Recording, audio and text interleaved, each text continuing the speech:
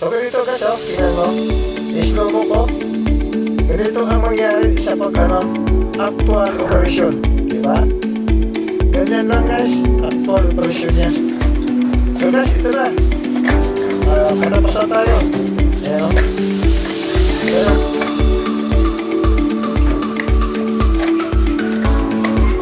Dito guys, napakasimple lang.